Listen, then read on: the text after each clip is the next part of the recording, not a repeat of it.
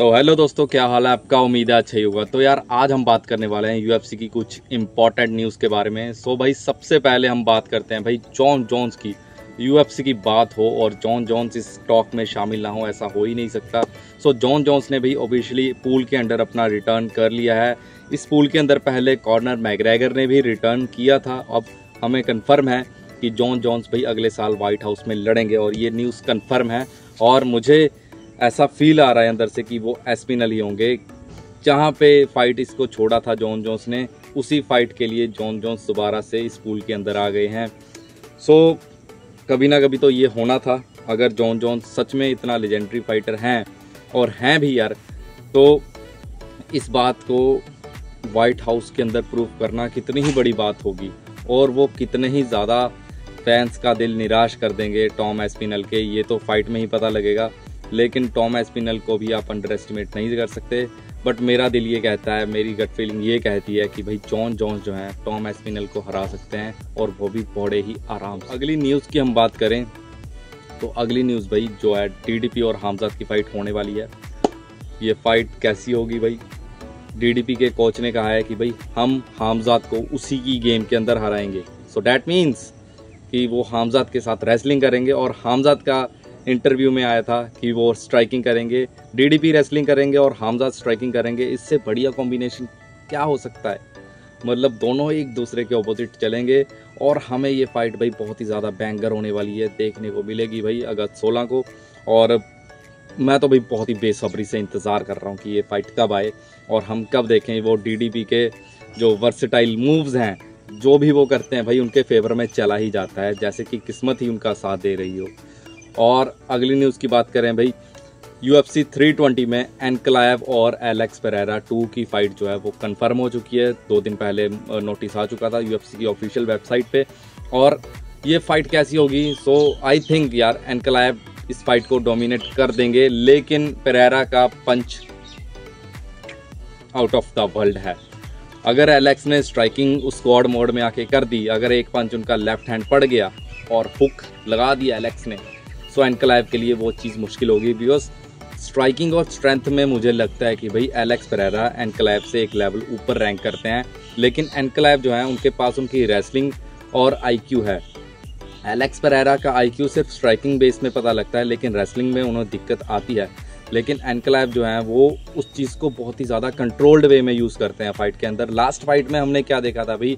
Alex अपनी strike का use कर ही नहीं पाए थे। एलेक्स पेरेरा ने टोटल 7 स्ट्राइक दी थी एनक्लाइव को। 12 अटैम्प्ट किए थे, 7 स्ट्राइक एनक्लाइव को दी। दैट मीन्स उनकी परफॉर्मेंस स्ट्राइकिंग के मामले में पुअर थी। आई डोंट नो क्या रीज़न, कुछ भी हो सकता है, लेकिन अगर केज के अंदर आए हैं तो भाई नेक्स्ट टाइम एलेक्स इस चीज़ का ध्यान ज़रूर रखेंगे।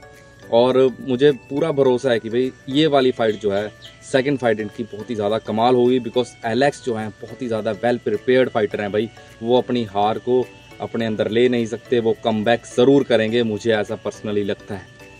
और उसी इवेंट के अंदर UFC 320 में भी मिराब और कोरी की फ़ाइट होगी।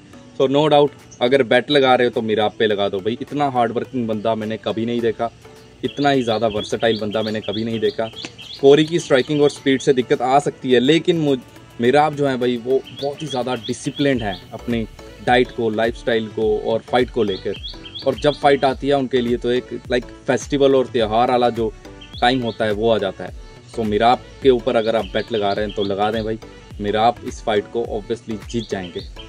और उसके बाद अगली न्यूज़ हमें UFC 321 से आती है, जहाँ पे कंफर्म हो चुका है भाई टॉम एस्पिनल और सिरिल गेन, ये दोनों बंदे फाइट करेंगे। और ये फाइट भाई बहुत टाइम से होल्ड हो रखी थी हैवीवेट डिवीज़न में और सभी बंदे ये फाइट देखना चाहते थे, स्पेशली UFC फैंस। और अब उनको ये मौका एक टाइटल फाइट में देखने को मिल रहा है। सिरिल गेन को इतने ज़्यादा टाइटल चांसेस मिले हैं जितने कि किसी को भी नहीं मिले होंगे। बिकॉज हैवीवेट डिवीज़न बहुत ही ज़्यादा स्लो जो है वो पुश करता है, वो इतना ज़्यादा फास्ट है नहीं है जितना होना चाहिए था भाई। जैसे फ्रांसिस के टाइम पे था, ठीक है, और जैसा डीसी और जॉन जोन्स के टाइम पे था। डीसी के टाइम पे हैवीवेट बहुत ही ज़्यादा बढ़िया फाइटर थे भाई, बहुत ही टॉप ओपोनेंट्स थे। लेकिन अब सभी रिटायरमेंट ले गए हैं और हैवीवेट्स फाइटर का कैरियर इतना लंबा नहीं होता। बिकॉज कोई ना कोई बंदा आता है और नॉकआउट पावर उसकी बहुत ही ज़्यादा कमाल होती है, जैसे डेरिक लुइस, बट आज तक वो चैम्पियन बने नहीं हैं, सो इट्स अनफॉर्चुनेट।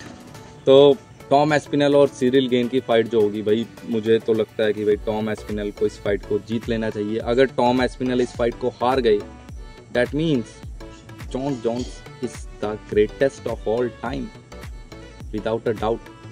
एस्पिनल को सिर्फ इस फाइट को जीतना नहीं होगा, फर्स्ट राउंड के अंदर नॉकआउट करना होगा, बिकॉज सबमिशन तो जॉन जोन्स ने ऑलरेडी लगा दिया। अगर टॉम एस्पिनल और सिरिल गेन का राउंड 2 में ये फाइट चली गई, सो ये सारी बातें जॉन जोन्स की लेगेसी को बिल्ड कर देंगी और टॉम एस्पिनल को जवाब देना पड़ेगा। सो टॉम एस्पिनल के पास सिर्फ जीत एक ऑप्शन नहीं है, जीतना किस स्टाइल में है ये भी टॉम एस्पिनल को पहले राउंड में डिसाइड करना पड़ेगा। तभी जाके थोड़ा सा हम समझ सकते हैं कि भाई टॉम एस्पिनल जो एक डेंजरस बंदे जिसको कहते हैं कि हैवीवेट डिवीज़न के माने जाएंगे। सो लास्ट न्यूज़ और इस्लाम वर्सेस JDM की फाइट UFC T 322 में कंफर्म है, और ये मैंने रील में भी बताया था, ये बात हबीब ने खुद कंफर्म करी है। UFC 322 का मेन इवेंट होगा Islam versus JDM if all things are all right. So ये मेन इवेंट हमें देखने को मिलेगा, और मैं बहुत ही ज़्यादा आगे चला गया, UFC 319 से 322 तक चला गया, लेकिन ऑब्वियसली सीरीज़ वाइज आपको फाइट बताना ये एक बात थी इस वीडियो की। और उम्मीद करता हूँ कि भाई ये वीडियो आपको पसंद आया होगा। अगर पसंद आया तो आपको पता है भी आपने क्या करना है,